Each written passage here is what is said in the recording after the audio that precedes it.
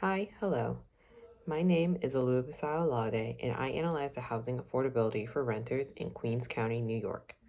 Today, I'll share what I discovered about our local housing challenges, show you a success story from another city, and explain whether the solution could work here in Winter Springs, Florida. Here's what I found about the housing inside Queens. The median home price is approximately $600,000 to $700,000, but the median income inside most families is about approximately 85,000. Using the affordability formula, we multiply the median income by 3 to find out the typical family can only afford about a $255,000 home.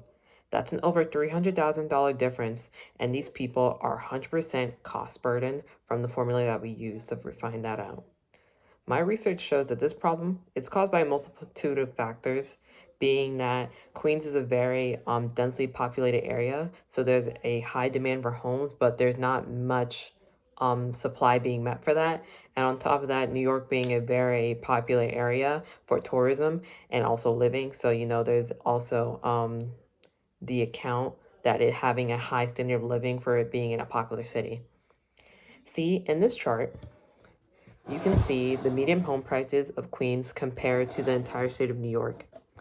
Here is $33,100, which is the median price for homes inside the entire state of New York, while New York, I put it in the middle, is $6,500,000, showing that the state average is the average price of a home inside Queens is 2 times the state average, which is just an atrocity. To continue, I found that in the city of Boston, Massachusetts had a similar problem, being a densely populated area with little housing to meet the demand, and solved it doing a way that's very thrifty, if you might say it that way. Is that what they did is repurpose older buildings, usually school buildings or just recreation centers or things that just aren't used anymore, and create them into new housing developments for low income families and senior living. See, before the program, there was many displaced low-income families on waitlist to housing assistance, but after implementing the repurposing of new buildings, they changed a lot on the housing projects. One project in particular that I researched about was called The Pride. They won multiple awards in 2025 called the MAHMA Vanguard Award for major rehab of a non-housing structure and the 2025 NAA Excellence Award for Affordable Community of the Year finalist. And here's how it worked economically. In this chart, you can see that in the first supply, that the first supply was very high, and so with this added new supply of new houses that they restructured, it moved to the right, increasing, which also increased the quantity of houses, and so then therefore the demand also is meeting it, and so the quantity is now meeting the demand, and the price is also lowering with the demand being met and more supply being there.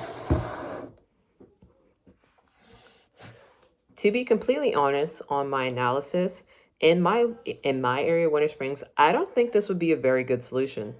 The reason why is because our city lines are very, very small. We don't have a lot of open land, and the land that is being taken up is being taken up by a lot of corporations or different things that don't people just don't want to use to make more affordable housing. It's mostly recently a storage unit got created, and so people just aren't using that for housing, and which is very disappointing in my opinion. And so in order to live inside this area, you're going to have to make a very good salary. And so just a lot of people just can't afford that if they're moving into here. I know many people who could not be able to afford living inside this area if they moved here. Only the people who are able to live here, even though they are making a lower income of what typically people are able to afford here, is because they lived here all their life and so own their houses usually. What I could find as a solution to this problem inside my area personally is to stabilize the rent.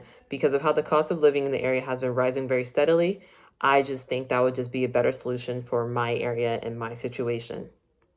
In conclusion, Housing affordability is a real challenge for the renters in Queens County, New York, but solutions like repurposing buildings show promise and, new things to be created and made for people who just can't afford the housing in the area.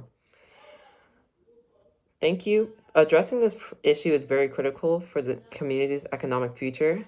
Thank you for your time.